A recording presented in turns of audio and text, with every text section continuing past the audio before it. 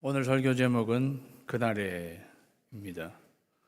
저희는 데살로니가 교회를 살펴보게 되었습니다. 데살로니가 교회는 연구 대상입니다. 2차 선교 여행 때, 바울의 2차 선교 여행 때 빌립보 다음으로 간 곳이 데살로니가였습니다. 거기는 회당이 있었습니다.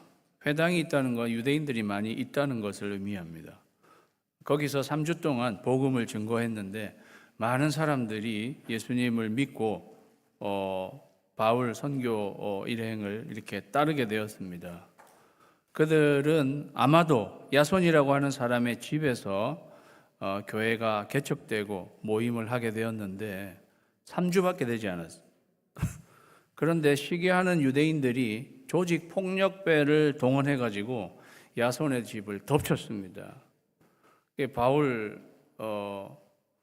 바울을 찾아내려고 그렇게 했는데 찾지를 못하는 거예요. 이미 바울은 도망갔죠. 이러한 상황을 알고 아마도 보초 같은 사람을 세워두고 유대인들, 이 대적하는 무리들이 덮칠 수도 있다는 걸 예상한 것 같아요. 그래서 그럴 경우에 급히 신호 같은 걸 해서 이렇게 도망할 수 있는 그러한 길을 다 마련해 놓았던 것 같습니다. 그 시기하는 사람들이 집을 아무리 찾아봐도 일행이 없는 거예요. 그래서 그냥 그 집주인을 그냥 데려갔습니다. 집주인을 법정에 데려가서 보석금을 받고 다시 풀어준 거였습니다. 야손이 다시 집으로 돌아와서 어떻게 했겠어요? 바울 선교팀은 어디 숨어 있을 거 아닙니까? 그래서 다시 그들을 찾아가지고 베레아로 보내게 되었습니다. 그렇게 살벌한 상황에서 데살로니가 교회는 세워졌고 불과 한 달도 되지 않아서 바울은 그들과 이별하게 된 것입니다. 그렇게 해서 데살로니가에서 베레아에서 아덴을 거쳐 고린도에 갔을 때에 데살로니가 교회의 소식을 듣고 편지를 쓴 것이 데살로니가 전서, 데살로니가 후서가 되겠습니다. 이 편지를 쓰는 시점에 데살로니가 교회는 1년이 채 되지 않았다라는 거죠. 신생아에 해당하는 그러한 교회였다는 거죠. 그리고 자기도 한 달도 채 그들과 만남이 없었기 때문에 굉장히 많은 걱정을 했을 것 같은데, 많은 걱정이 되었는데 들리는 소문은 그들이 너무도 건강하게 교회가 성장하고 있다는 그러한 소식이었습니다. 형제들아, 우리가 너희를 위하여 항상 하나님께 감사할지니 이것이 당연함은 너희의 믿음이 더욱 자라고 너희가 다 각기 서로 사랑함이 풍성함이니. 그랬어요. 너희를 위하여 항상 하나님께 감사할지니 이렇게 표현되어 있는데 원문의 의미로는 must, 의무감이 담겨 있는, 반드시 하나님께 우리는 감사해야 한다. 그리고 거기다가 이것이 당연함은 그랬어요. 당연히 하나님께 감사해야 된다. 왜? 너희들이 이렇게 믿음이 더욱 자라고, 아직 1년도 되지 않은 교회가 믿음이 더욱 자라고 이렇게 나와 있는데요. 헬라어 원문으로는 growing exceedingly예요. 그러니까 굉장히 아주 폭풍 성장을 하고 있다는 것입니다. 믿음이 굉장히 급속도로 확 이렇게 자란다는 거죠. 그들은 하나님의 말씀을 받을 때마다 마치 아이들이 밥을 먹고 그냥 쑥쑥 크듯이 데살로니가가 먹는 대로 살로 가니까 같아요. 그냥 먹는 대로 그냥 폭풍 성장을 다 각기 그랬어요. 성도들 모두가 다 서로 사랑함이 풍성하다고 그랬어요. 사랑이 차고 넘치는 교회였습니다. 1년도 되지 않았는데 믿음이 계속 폭풍 성장을 하고 사랑이 계속 차고 넘쳤다라는 거죠. 사랑하는 여러분, 여러분은 믿음이 자라고 있습니까? 이제 교회 다닌 지 10년이나 됐는데 저희를 뭘로 보고 그렇게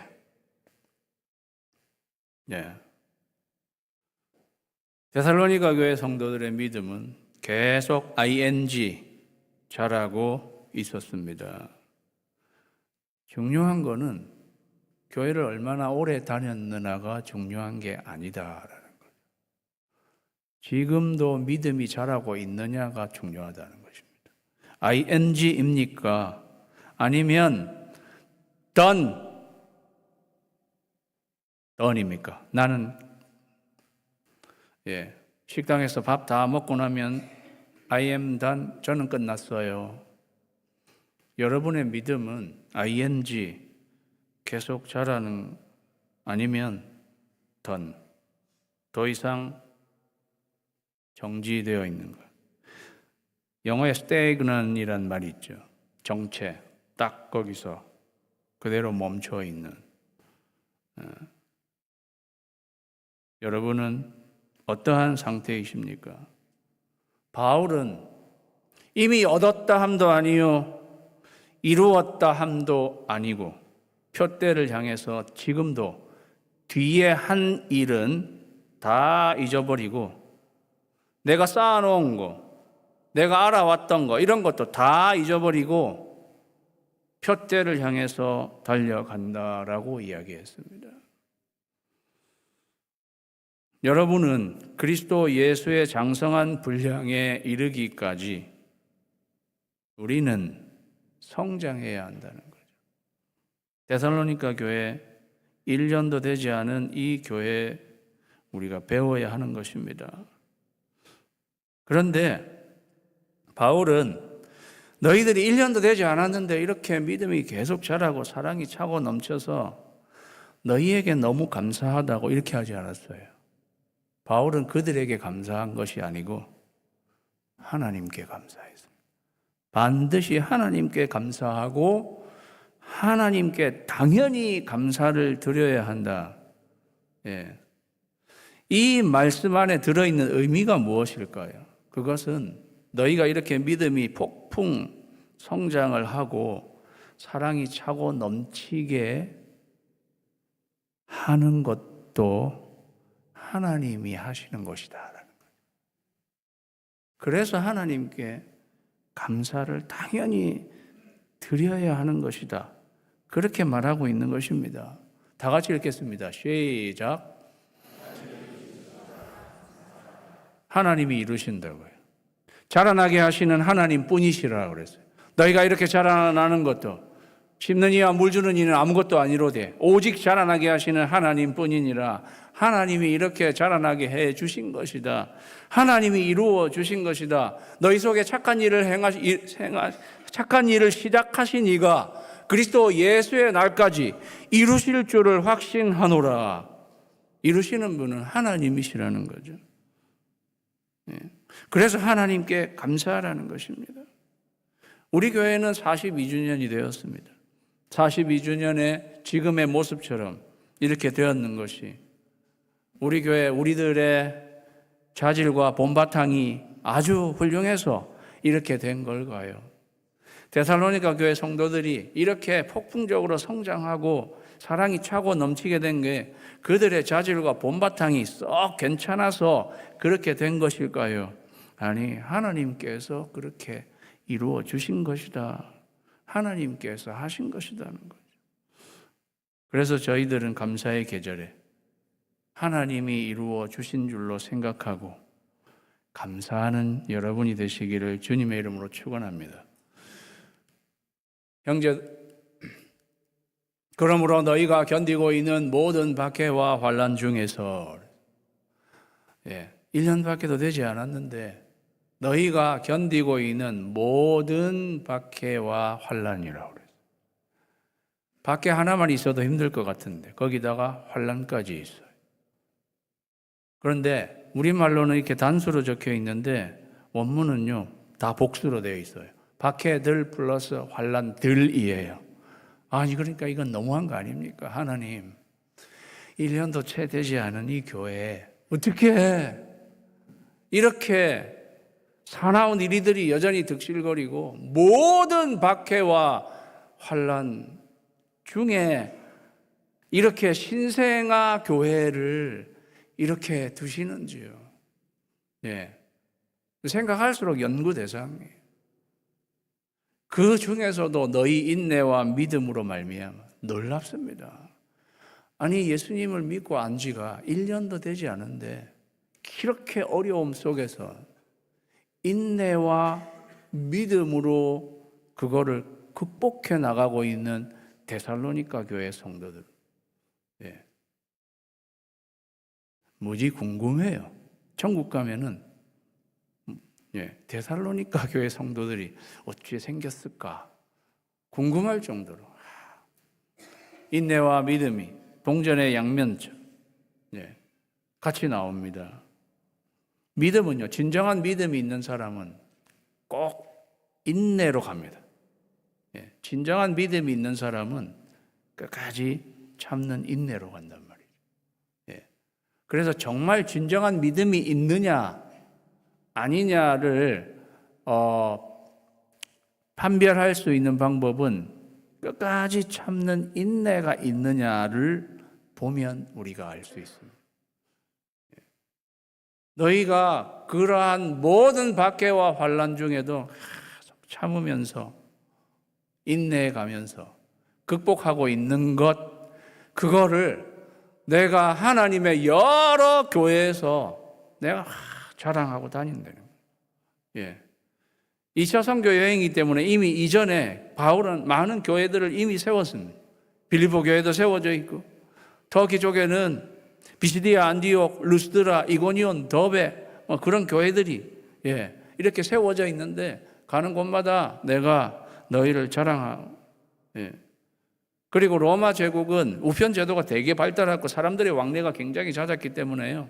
금방 입소문이 막 퍼져서 소문 굉장히 잘 나잖아요.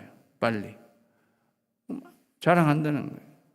데살로니가 교회 성도들은 1년도 되지 않았는데 이렇게 박해 속에서도 이렇게 인내하면서 커가고 있는 데살로니가 교회를 보라. 그들의 인내를 자랑한 데살로니가 교회가 얼마나 많은 사람이 모이는지 얼마나 헌금이 많이 거치는지 그런 걸로 자랑하지 않았습니다. 그들이 얼마나 참는지 그들이 얼마나 인내로 이 어려움을 극복해 나가는지를 그거는 자랑하는 거를 바울이 그것 못 참았어요. 이거는 내가 자랑하지 않을 수 없다. 바울이 웬만해서 사람에 대한 자랑하지 않습니다. 오직 영광은 하나님께로. 그런데 이것만큼은 참을 수 없는 거예요. 너무 대견한 거죠. 그들의 인내를 보라고. 좋은 교회 소문이 나려면 인내해야. 저는 우리 교회가 인내하는 교회라고 저는 믿습니다. 우리 교회에 적지 않은 어려움들이 있었습니다. 그런데 잘 참으시고 지금 차세대 미션센터 공사 부지 공사가 한참 진행되고 있어요. 저희가 허가를 받기까지 생각보다 꽤 오랜 시간 사실은 기다린 것이었어요. 그런데 성도님들이 아무 불평하지 않으시고 인내하는 적지 않은 어려움이 있어도 우리 교우님들이 그죠? 인내하는 믿음이 있어요. 제가 지금 자랑하는 것입니다. 우리는 뭘 자랑할 건가? 외형적인 거 아니고 믿음의 인내 이거를 자랑해야 될 거라는 거죠. 이는 하나님의 공의로운 심판의 표요 너희로 하여금 하나님의 나라에 합당한 자로 여김을 받게 하려 함이다. 왜 1년도 채 되지 않은 너희 교회에 이러한 박해와 환난이 많은 이러한 상황 가운데 하나님이 두시는가? 하나님도 거기에 다 계획이 있으시다는 거예요. 너희가 하나님 나라에 합당한 자로 역임을 받게 하시려고 고난도 하나님께서 허락하시는 거고, 이 고난을 통해서 너희가 연단을 받고 검증된 믿음의 단계에 이르도록 하나님께서 다 계획하고 계시다는 거예요. 그래서 우리는 하나님 나라에 합당한 자로 여김받기 위해서 고난도 받는다는 사실을 기억하시기 바랍니다. 그래서 고난, 하나님의 뜻입니다. 어떻게 하든지 고난을 통해서 하나님 나라에 합당한 자로 여김받게 하시려는 하나님의 계획이라는 거죠. 그러면서 너희로 환난을 받게 하는 자들에게는 환난으로 갚으신다. 지금 데살로니가 교회는 너무도 많은 박해와 환난을 당하고 있는데, 우리가 환난, 여러 가지 자연 재앙으로 인해서도 환난을 받고 어떤 사고나 질병을 통해서도 환난을 받지만 사람을 통해서도 환난을 받는 거잖아요. 너희로 환난을 받게 하는 그 자들에게는 하나님이 환난으로 갚으신다는 거예요. 쉬운 말로 하면 너희를 못 살게, 그렇게 못 살게 구는, 너희를 못 살게 하는 그러한 사람은 내가 그들 못 살게 할 테니까 너희들이 나설 거 없다, 그렇게 이야기하시는 거죠. 환난을 받는 너희에게는 우리와 함께 안식으로 갚으시는 것이 하나님의 공이시다 그랬어요. 환난을 너희에게 주는 사람은 내가 환난으로 갚고, 환난을 받는 너희는 우리와 함께 그랬어요. 우리와 함께. 그 말은 우리도 환난을 받고 있다는 말이죠. 지금 바울이 이 편지를 쓰고 있는데 너희도 환난을 받고 있는데 사실은 우리도 환난을 받고 있다. 너희들은 데살로니가에서 지금 환난을 받고 있는 거고 나는 여기 고린도에서 환난을 받고 있다. 고린도에서 바울이 너무 힘들어가지고요, 너무 두려워서 떨고 있을 때에 주님이 바울에게 두려워하지 말고 잠잠하지 말고 말하라. 말도 못 꺼내겠는 거예요, 바울이. 무서워가지고. 그랬더니 하나님이 두려워하지 말고 잠잠하지 말고 말하라. 누가 너 해코지 못하게 내가 다 막아줄 테니까. 그 말 자체가 그가 얼마나 어려움을 당하고 있는 것을 이야기해 주는 거예요. 너희들도 아프냐? 나도 아프다. 그러니까 환난을 받는 너희뿐이 아니라 우리에게도, 우리와 함께 하나님은 안식으로 갚아 주신다. 그게 하나님의 공의라는 거예요. 우리는 여기서 하나님은 갚으시는 하나님이신 심을 알게 됩니다. 다 같이 읽겠습니다. 시작. 사랑하는 여러분, 하나님은 갚으시는 하나님이세요. 하나님은 갚아주세요. 하나님은 갚으시는 하나님이십니다. 우리를 못 살게 구는 사람에게는 하나님이 그를 못 살게 하실 것이고, 못 살게 구림을 당한 우리들은 하나님이 나중에 평안함으로 갚아 주시는 것입니다. 잘 생각해 보시기 바랍니다. 갚으시는 하나님 과연 어떤 분이신가? 사실은 누군가가 나를 힘들게 해도 보복을 우리가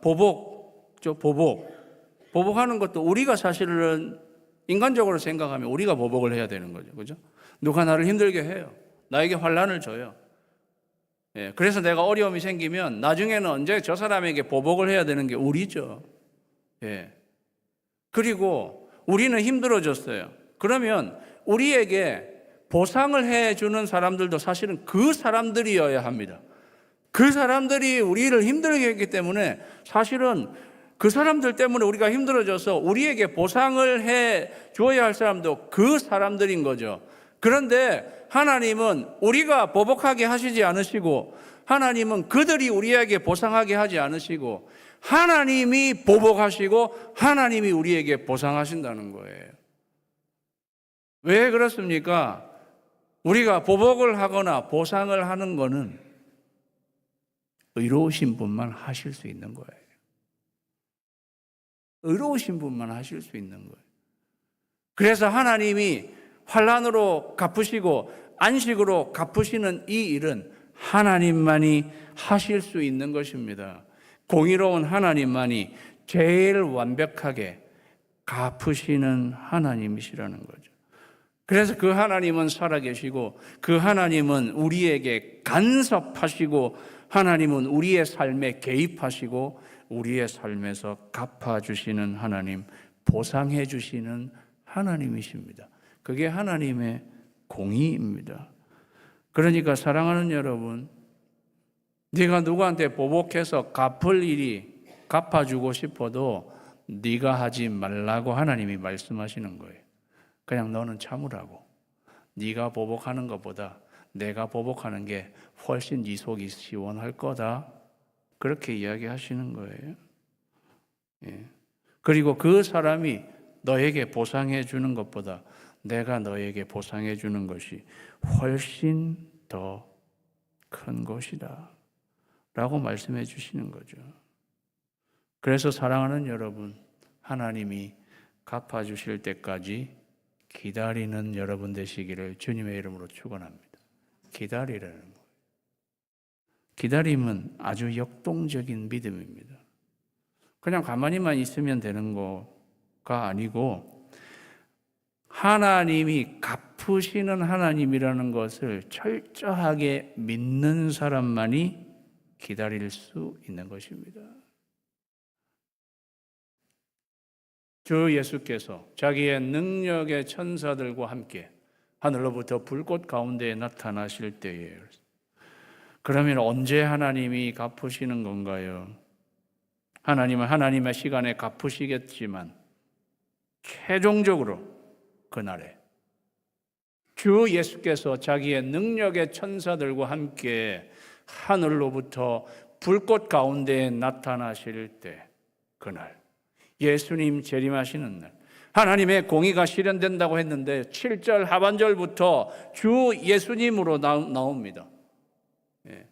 주 예수님께서 재림하시는 날 하나님의 공의가 완전히 실현되는 그러한 날 사실 그래서 이 7절 하반절부터 바울은 짧은 몇 구절에 걸쳐서 자기의 작은 종말론을 이야기하고 있는 거예요. 그날이 올 것이라는 거죠. 주 예수님 재림의 때 데살로니가 후서에서는 비주얼 천사들과 함께 예수님이 초림하실 때는 비밀리에 오셨어요. 아주 연약한 모습으로. 그러나 재림할 때는 초림 때와는 전혀 다를 것입니다. 능력의 천사들이 호위를 하고 천군 천사들이 호위하는 가운데 하늘로부터 불꽃 가운데 나타나실 거예요. 영광스러움 가운데 나타나실 거예요. 초림 때에는 말구유에 아주 천하고 초한 곳에 나타나셨지만 재림하실 때는 영광 가운데 불꽃 가운데 나타나실 거예요. 데살로니가 전서에는 오디오가 강조되어 있어요. 주께서 호령과 천사장의 소리와 하나님의 나팔로 친히 하늘로부터 강림하시니 그랬어요. 거기서는 호령과 천사장의 소리, 하나님의 나팔 소리가 강조돼요. 바울이 데살로니가 후서를 쓸 때에는 내가 전서에서 너무 소리만 강조한 것 같은데 지금은 비주얼로 하나님의 천사들과 함께 불꽃 가운데서 나타나실 때에 이거는 이사야 66장 이 말씀을 되게 배경으로 하고 있습니다. 보라 여호와께서 불에 둘러싸여 강림하시리니 여호와께서 불에 둘러싸여 강림하신다는 거예요. 그 여호와가 지금 예수님으로 대치되고 있는 것입니다. 그렇기 때문에 예수님은 구약 성경에 나타난 아버지 하나님, 성자 예수 다 삼위일체 하나님이십니다. 여호와께서 불에 둘러싸여 강림하신다고 했는데 예수님께서 불꽃 가운데 나타나신다잖아요. 그렇게 해서 하나님의 심판을 이루실 것이라 그렇게 지금 이야기하고 있는 것입니다. 그날에 주 예수님 강림하시는 그때에 하나님을 모르는 자들과 우리 주 예수의 복음에 복종하지 않는 자들에게는 형벌을 내리신다는 거예요. 지금 이 안에 그 박해자들, 데살로니가 교회 성도들을 못 살게 구는 그러한 사람들을 이 안에 다 들어가 있는 거죠. 그 사람들은 하나님을 모르는 사람들이라는, 그 사람들은 주 예수의 복음에 복종하지 않는 사람들이라는 것입니다. 그런 사람들에게 마지막 형벌을 내리실 거라는 것입니다. 우리는 이 구절에도 우리를 점검해 보아야 합니다. 마지막 형벌을 받는 자들은 하나님을 모르는 자들, 우리 주 예수의 복음에 복종하지 않는 자들입니다. 나는 하나님을 알고 있는가 물어봐야. 나는 하나님을 알고 있는가? 나는 우리 주 예수의 복음에 복종하고 있는가? 물어보아야 되죠. 하나님을 모르는 자들과 우리 주 예수의 복음에 복종하지 않는 자들에게는 형벌을 내리시는 것이 하나님의 공의예요.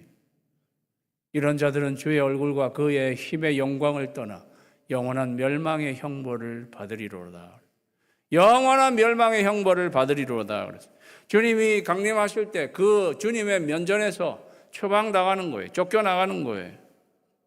그 옛날 사탄이 하나님의 그 임재에서 쫓겨나 된 것처럼 거기서 쫓겨나서 영원한 멸망의 형벌을 받으리로다. 그래서 멸망의 형벌을 받는 것이 영원한 형벌입니다. 그것은 둘째 사망 지옥에 해당하는 거예요. 또 그들을 미혹하는 마귀가 불과 유황 못에 던져지니. 짐승과 거짓 선지자, 마귀까지도 마지막 둘째 사망 지옥 불과 유황 못에 거기에 던져지는 것, 그게 영원한 멸망의 형벌인 거죠. 영원한 멸망이라는 말이 적혀졌다고 해서 영원히 없어지는 것으로 생각하시면 안 됩니다. 그냥 이 불과 유황의 못에 거기에 빠져져서 세세토록 밤낮 괴로움을 받는 게 영원한 멸망에 해당하는 것입니다. 여기에 빠져지게 되면 그 다음은 기회가 없어요. 지옥에 한번 갔다가 여기 올 때가 아니구나. 그래서 다시 거기를 빠져나올 그런 기회는 주어지지 않는다는 것입니다. 세세토록 영원히 거기서 이 고통을 받게 되는 것, 그것이 영원한 멸망이라는 것. 그러나 믿는 너희들은 그날에 그가 강림하사, 그날에 그가 강림하사, 그날에 하나님께서 강림하신다. 예수님께서 오신다는 것입니다. 나타나신다는 것입니다. 그러면 그의 성도들에게서 영광을 받으시고 모든 믿는 자들에게서 놀랍게 여김을 얻으시리라. 우리 모두는 그날에 깜짝 놀랄 것입니다. 주님이 오시는구나. 주님을 보라. 주님의 얼굴이다. 그날에 우리도 호련히 변화될 것입니다. 그날에 우리의 모든 상처가 다 치유될 것입니다. 그날에 우리가 가지고 있었던 모든 의문은 그날에 다 풀릴 것입니다. 그날의 모든 것에 답을 갖게 될 것입니다. 그날의 모든 걱정은 사라지게 될 것입니다. 주님의 그 영광스러운 얼굴을 보고 내가 이 대열 앞에 끼어 있게 되었다는 놀라운 사실. 하나님 모르는 자들과 예수님의 복음에 복종하지 않는 자들은 지금 벌써 거기 대열에 없는 거잖아요. 그런데 내가 이 대열에 끼어서 주님의 영광스러운 얼굴을 바라본 너무 놀라서 하나님의 그 크신 은혜를 깨닫고 하나님 앞에 찬송을 드린다는 거죠. 하나님 앞에 영광을 돌린다는 거죠. 이는 우리의 증거가 너희에게 믿어졌음이라 라는 말은 괄호 열고 그렇게 되어 있는데요. 우리가 증거했던 그거를 너희도 믿어서 이 성도의 대열에 너희도 끼어 있게 될 것이라는 걸 이야기해 주는 거죠. 다 같이 읽습니다. 시작. 그날에 하나님께서 임하실 것입니다. 그때 우리 모두는 하나님께 영광 돌리고 찬송을 하게 되는 거죠. 그래서 오늘 읽지 않았지만 12절에 우리 하나님과 주 예수 그리스도의 은혜대로 우리 주 예수의 이름이 너희 가운데서 영광을 받으시고 너희도 그 안에서 영광을 받게 하려 함이라. 예.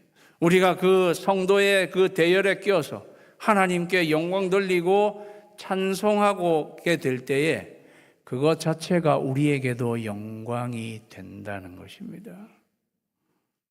그래서 우리는 그날에 하나님이 모든 것을 갚아주시고 그날에 하나님이 모든 것을 이루어 주시고 그래서 그 하나님 앞에서 말할 수 없는 영광으로 하나님을 찬송하려면 지금부터 찬송 연습을 해야 된다는 거예요. 그날을 연상하고 그날을 다 기억하고 그래 그날에 하나님이 임하시고 그날에 예수님께서 오시면 그날이 올 것이다.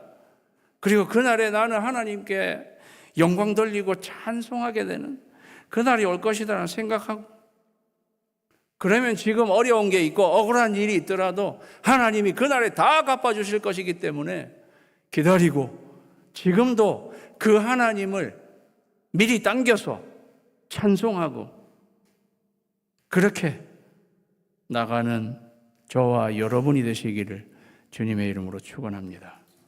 기도하겠습니다.